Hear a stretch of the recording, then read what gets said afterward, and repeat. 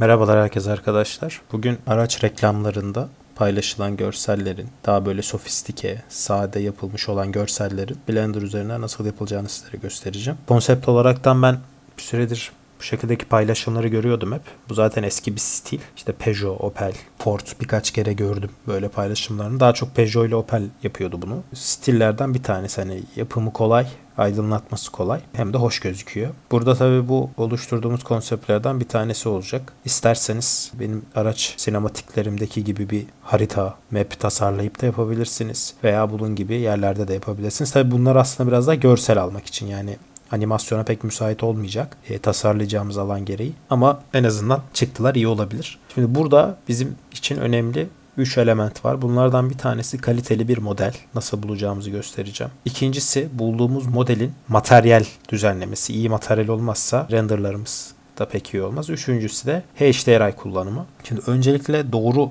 modeli nasıl bulabiliriz? Aslında çok da zor değil. Google açıyorsunuz. Genellikle CG Trader'dan veya SketchUp'tan bulabilirsiniz istediğiniz her modeli. Ücretsiz modellere bakacağız biz. Arama kısmına car model yazıyorum.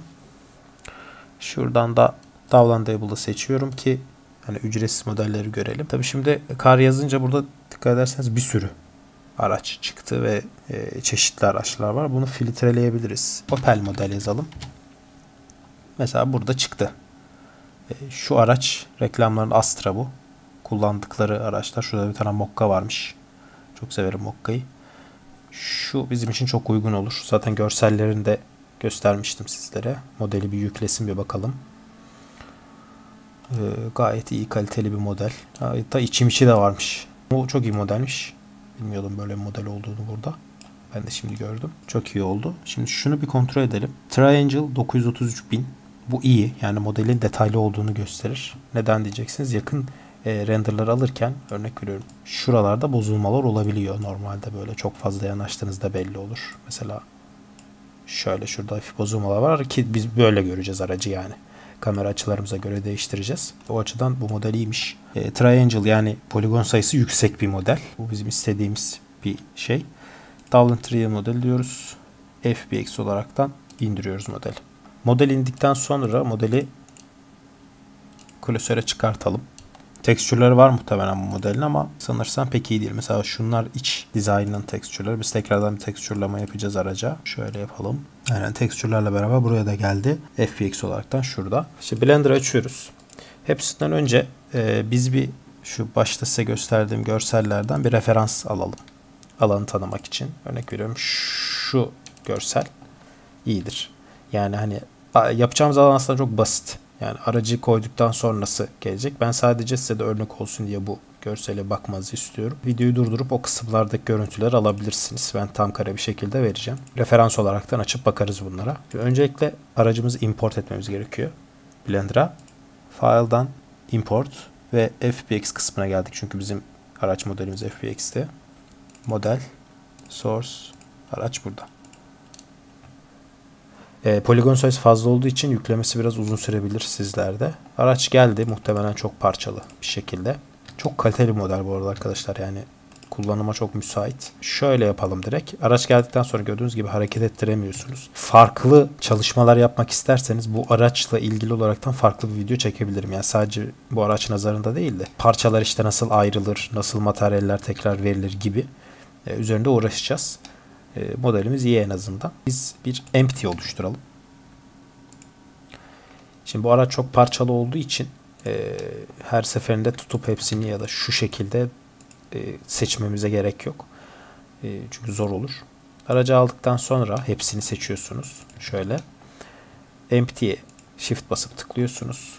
CTRL-P yapıp Object Keep Transform diyorsunuz. Ne olmuş oldu? Biz bu aracı buraya bağlamış olduk. Böylelikle hani şu parça olaylarını bütünlemiş olduk aslında. Merge'leyebilirdik bunların hepsini birbirine, yani tek bir obje haline de getirebilirdik. Tıklayıp CTRL-J deyip yani joinleyebilirdik. Tek bir mesh'te toplayabilirdik. Ama bunu yaptığımızda dikkat ederseniz araç tek parça olsa da şuralara editlerken edit moda girmem gerekiyor. Ve bu da zorlaştırabiliyor. O yüzden bu şekilde kalabilir. Yani empty'ye bağlı bir şekilde kalabilir. Şimdi aracımızı ayarladık. Bu arada şunu hareket ettirdiğinizde artık rotasyonu ebatları araçta onunla birlikte hareket edecek. Aracın kısmına geçmeden önce çok kısa bir sahnemizi oluşturalım. Araç olduğu yerde kalabilir. Bir tane plane oluşturuyorum.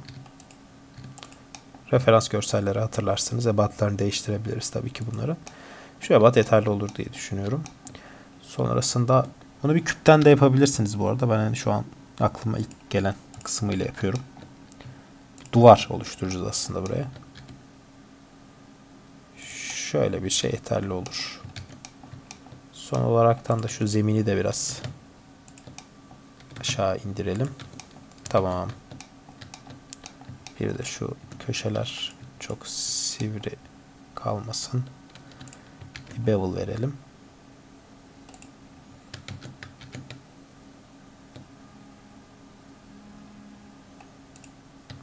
Şahane. Tamam. Aracın materyallerine bakmadan önce ilk videolarda söylediğim gibi Blender'ın render kısmı ile ilgili bir problem var. Problem demeyeyim de yeni güncellemeyle gelen bir şey bu. Kameramızı ekledikten sonra bir tane deneme render'ı alacağım. Ondan önce de şuradaki deneme render'ı alacağım için sample sayısını ona alıyorum ki render motoru ısınsın, devreye girsin. Viewport'u da ona indirelim ki kasmasın render modda. F12'ye basıyorum. Evet, şu kısımlarında materyal eksiği var. Farları falan tamamlanmış. Güzel ama bir düzenleme yapmamız gerekiyor. Render'ı aldı. Şimdi bunun bize ne artısı oldu? Biz artık bu render'dan sonra render modda istediğimiz gibi aracı görebiliyoruz. Gayet iyi şu anda. Şunu da bir indirelim aşağıya. Şimdi bizim burada yapmaya çalıştığımız şey, size şu anda göstermiş aslında çok hızlı bir sahne kurulumu oldu. Yani bunun ışığını materyalini ekleyince aslında elle tutulur bir hale gelmiş olacak otomatik olaraktan. Hemen hızlı bir materyallerine bakalım. Çok güzel yükledi bunu. Bu arada arkadaşlar model fazla detaylıymış. Çok iyi, yani bunu animasyonlarda vesaire de kullanabiliriz. Şu arkantara kısımları, plastikleri vesaire, bunlar çok iyi. Şahane, ben çok beğendim modeli. Kullanıma çok müsait yani. Lastiklerindeki materyalde bir sıkıntı var. Niye şeffaf yapmışlar onu bilmiyorum. O yüzden bu materyali kaldırabiliriz. Şu bilgiyi de vereyim. Bu mor şekilde gözüken kısımlar için genellikle klasörde, yani modelin olduğu klasörde bu tekstürler bazen bulunabiliyor. Bulunmadığı noktalar için şöyle yapıyoruz. Yani tanımlamamız gerekiyor. Orada olduğunu söylememiz gerekiyor. A'ya bastım. File, External Data, Find Missing Files yaptım. Sonra ben buraya atmıştım modelimi. Model, Texture, Find Missing Files dedim. Mesela bulabildiği aralardan bakayım oldu mu? Olmamış. Çünkü bu tekstürleri muhtemelen dosyanın ilk kısmında yok. Bunları da model olaraktan yapmışlar. Önemli değil. Zaten dediğim gibi biz tekrardan bunu bir tekstürleyeceğiz. Ondan önce şöyle hızlı bir şey daha yapalım. Şu lastiklerin tekstürünü kaldıralım.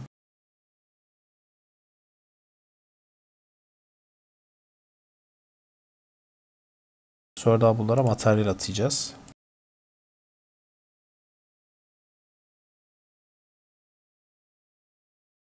Evet, şu anda modeldeki bütün tanımsız materyali, bulunamayan materyalleri düzeltmiş olduk. Şu anda sahneye bir HDR eklememiz lazım. Bunun için de Polyhaven sitesinden HDR Haven'a giriyoruz. Bizim referans görsellerimizi hatırlarsanız burada en buna benzer olan bu HDR. Hatta böyle ışıklandırması hususunda ben şunu kullanalım derim. Download ediyoruz HDR'yi. Daha taraftaki Outliner'dan dünya ikonuna geldikten sonra şuradaki Color kısmındaki soketi Environment Texture'dan sonra da aldığımız HDR'yi ekliyoruz. Sonrasında render moda bir girelim. Evet, şahane. Çok iyi. Bunun ayarlamalarını yapacağız. Sadece şu noktadan bile baktığınızda demin de söylediğim gibi tabii ki materyal şu bu vesaire ekleyeceğiz. Gerekli kontrastı ve gölgelendirmeleri de yapmamız lazım. Şöyle baktığınızda referans görselimizde de yan yana getirelim. Gökyüzünün maviliği, işte araç materyal ayarlamaları ve zemin ayarlamaları yaptıktan sonra şimdiden bir şeye benzemeye başladı aslında. Sonrasında materyal düzenlemelerine geçmemiz lazım. Şimdi bunun için Blender Kit'i en başta size söylemiştim. Çok etkili olduğunu. Araç materyalleri bulunuyor üzerinde. Şuradan Car Paint diyelim. Çok güzel zaten çıktı gördüğünüz gibi. Bunun rengiyle kendimiz oynayacağız. Direkt sarı var mı diye bakıyorum. Şu güzel. aldık ve araç materyalimizin üstüne bıraktık. İşliyor şu anda. Tek bir bölgeyi aldı. Şu anda onu yedirmemiz gerekecek. Diğer materyaller normalde paylaşıyor materyalleri araç. Şuraya yaptığımız bir materyal mesela şuradaki sayı bu materyali 10 parçanın kullandığını gösteriyor. Bunları linkleyebiliyoruz. Ama muhtemelen parçalar farklı farklı olduğu için şu anda böyle bir problem yarattı bize. Şimdi şu farkı iyi göreceğiz. Dikkat ederseniz Material Preview'da bile normal bir araç boyasındaki görüntüyü buradan alabiliyoruz. Render modda bir kontrol edelim materyali. Evet, gördüğünüz gibi şu ana materyalden farklı bir noktada. Çünkü daha detaylı bir materyal bu. Sadece bunun biraz daha rengini şu sarıya getireceğiz. Onu da birazdan göstereceğim. Aynı materyali ben aracın diğer parçalarına da koyuyorum. Bunların normalde çok daha pratik ve hızlı metodları var. Zamanla onları da göstereceğim size. Aracın şu anda her yerine atadım bu materyali ben. Şöyle tekrar bir render modda bakalım. Sahne ışığı çok. Şunu biraz daha kontrastını arttırmış olduk. Bir de şu anda bu kadar turuncu değil. Bu araç daha sarı. Şöyle yapıyoruz hemen. Shading kısmından. Bunu birçok materyal için kullanabilirsiniz. Atadığınız bir materyalin renk ayarları için önemli. Bu zaten bize muhtemelen buradan bu kontrol şeyini vermiş. Ayarlarını vermiş. Şu base color kısmını bir kontrol edelim. Oynama yaptığımızda çok güzel değişebiliyor. Biraz daha sarı istiyoruz biz. Şöyle aynen. Heh. Tamam. Tekrar bakalım. Çok güzel, aracımızın ana rengi oldu. Şimdi ilk baştaki parlaklık farkıyla yani ilk baştaki materyalin parlaklık farkıyla şimdikini görüyorsunuz. Çok daha detaylı bir hale gelmeye başladı ki kontrast verdiğimizde ve gölgemizi ayarladığımızda bu çok daha iyi bir hale gelecek. Devam edelim. Aracın bu arada iç materyalleri var. Yani bizim göreceğimiz kısımlar önemli. Yani içteki şu bütün kaplamaların vesaire materyalleri iyi durumda. Şu kısımlara belki bir dokunuş yapabiliriz ama render'ı bozmadığı sürece tekrar bir kontrol ediyorum. Evet, mesela şurada şu dokuyu biraz daha iyi bir şekilde verebiliriz diye düşünüyorum. Şöyle bir bakalım. Yine girdim. Car Paint. Chrome aslında daha çok. Çok iyi. Şu olabilir aslında. Şöyle bakalım nasıl olacak. Aynen. Çok daha temiz oldu. Far kısımlarındaki ledler durabilir. Aslında buradaki materyal iyi. Sadece şunu bir görmek istiyorum.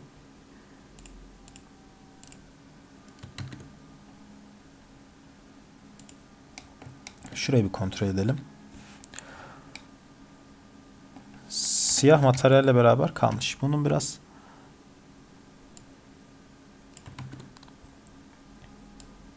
fazla metalik verilmiş. Bunun metalini biraz kısalım ki parlaklığını görelim. Şu şekilde. Aynen. Devam ediyorum. Şuraya bir plastik materyali verebiliriz silecek için. Unreal üzerinden ben bu araç çalışmalarını yaptığımda aracın birçok yerine dokunuşta bulunuyorum aslında. Ama bu model, yani ben de şu an sizle beraber ilk defa ararken gördüm modeli. Gerçekten çok kaliteliymiş. İyi bir model. Haliyle bizi rahatlattı bir tık. Şimdi şöyle bir şey yapacağız. Şu ikisini de buraya şu sileceğin şu materyalini almasını istediğim için.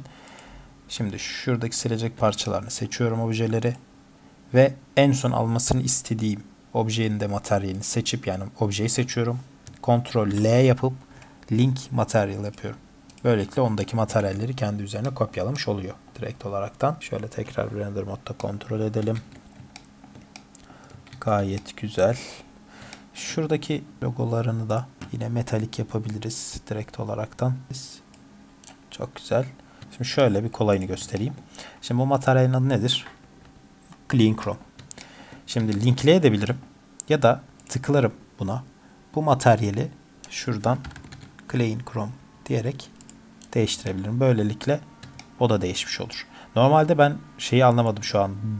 Aynı materyali paylaştıkları için bunların da beraberinde değişmesi gerekiyordu ama değişmiyor.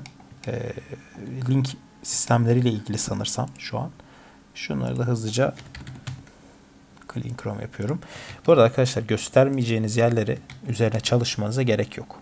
Yani örnek veriyorum. Biz işte aracın şuradaki detayını paylaşmayacaksak buraya bir şey yapmamıza lüzum yok. Bu araç zaten yeterince derli toplu bu model. O yüzden çok kasmıyorum ben. Şu içerideki ışıkları ayarlayabiliriz. Mesela bir bakalım. Aynen. Şimdi muhtemelen bunda bölmüştür. Lights off. Bunun içerisine bir ışık eklemiş olabilir. LED olarak yanıyor ama şuralara bir şey yapabilirsiniz. Ben dokunmayacağım. Biraz daha parlak bir hale sokabilirsiniz. En azından şu kısmı demin yaptım ya, metaliğini azalttığımda. Ki bence iyi halde, bu arabanın orijinalinde de böyle. Modifiye falan yapmak isterseniz tabii daha mantıklı olabilir. Şimdi geriye lastikler kaldı ve arka farlar kaldı. Referans görselime bakıyorum aracın lastikleri için. Şöyle ki şu parçalar siyah. Şu kısmı. Geri kalanlar da gri. Yani şu parçalar siyah. O yüzden şurayı Black Metal diye bir arayalım.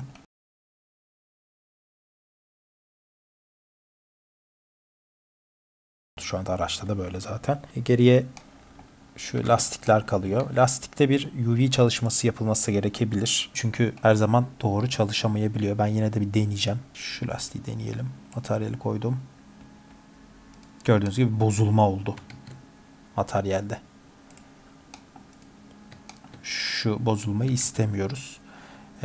Bunun işi biraz uzun. O yüzden şöyle yapabiliriz. Başka bir materyal koyarsak 7 mi? 7. Güzel. Tamam. Hemen lastiklerimizi de tıkladık. UV'sini silindirik veya böyle konik formdaki objelere UV yapmak için, yani materyali yedirmek için biraz uğraşmak gerekiyor. Onu farklı bir videoda göstereyim ama şu anki haliyle zaten 7. Lastik tekerleğin bizimkisi biraz daha düz oldu ama makul bir noktada, konumda. Şimdi şöyle genel baktığımızda aracımız gayet iyi duruyor. Kamera kısmından da bakalım. Şöyle baktığımızda araç gerçekten iyi duruyor. HDR'yi değiştirebiliriz. Daha bulutlu bir HDR yapabiliriz. Ama konseptteki, yani referans görsele baktığınızda da genelde düz olduğu için böyle bu stilde oluyor. Bizde şu anda eksik bir şey daha var. O da ne? Zemin materyalimiz yok. Şöyle düz bir şey lazım aslında. Yani hali hazırdaki materyali bile yansıtsak o bizim işimize görür ama böyle kırçıllar görüyorum zeminde ben. Şöyle bakıyorum. Düz. En düzü yine şu. Deneyelim. Aynen, şahane oldu. Şimdi şu noktaya kadar dikkat ederseniz ekstra çok bir şey yapmadık. Düzgün bir model bulduk. Düzgün bir modeli iyileştirmeler yaptık. Ve sonrasında ortaya şu görüntü çıktı. Materyal, en başta da söylediğim gibi kaliteli materyal kullanımı bu anlamda bizim için çok önemli oldu. Materyal yeterince iyi olmasaydı burada yakından göreceğimiz görseller bizim için çok da iyi olmazdı. Şu arka farlar çok iyi durumda değil. Son güncellemeden sonra ışık materyalleri, emisif materyaller pek iyi olmuyor. Yani renk formunu kaybediyor. O yüzden de böyle çok suni bir kırmızılıkta duruyor. Bunu böyle görmektense şöyle bakalım o materyal nerede. Burada kendi light map'i var bunun. Bunu sıfıra çeksek. Şöyle bir görelim. Çok daha iyi gözüküyor. En azından beyaz led o şeyinden daha iyi. Şu görüntü bile çok iyi arkadaşlar yani. Tabi buna render aldıktan sonra bazı oynamalar yapmanızı tavsiye ederim. Özellikle kontrast açılabilir. Aynıları Blender'ın compositing kısmından da yapabilirsiniz render aldıktan sonra. Aklınızda olsun. Şimdi son bir şey daha yapacağım. Referans görsellerimizden biri bu. Şimdi biz kamera ayarımızı da yapacağız. Şöyle yapalım. Kameramızı, bu referans görsellerdeki kamera biraz daha geniş açı kameralar. Şöyle bir 24 milim yapsak. Olduğu yerde büyüksek şöyle. Ayrıca da şöyle çevirelim. Ben şuradaki materyalin biraz daha açık olmasını istiyorum aslında. Şöyle geldik shading'e. Demin dedim ya size, şu shading kısmında bu materyalleri işte Blender Kit'ten aldığınız renk, mesela materyal istediğiniz gibi ama rengiyle ilgili ufak tefek dokunuşlar yapmak istiyorsunuz. Hemen şöyle materyale geldikten sonra Base Color'a giden kısımda Shift A yapıp RGB Curve seçeneğini buraya yerleştiriyorsunuz. Bu nodu buraya. Sonrasında buradan istediğiniz gibi bakın materyalle oynama yapabilirsiniz. Ben rengi birazcık açmak istediğim için buradaki eğriyi yukarı kaldırdım. Bu kadar. Buradan istediğiniz gibi bunların ayarlamalarını, oynamalarını yapabilirsiniz. Şimdi layout'a geri geldim. Bir plaka yok araçta. Onu da hemen şöyle bir ayarlayabiliriz aslında. Mesh'ten bir küp oluşturdum.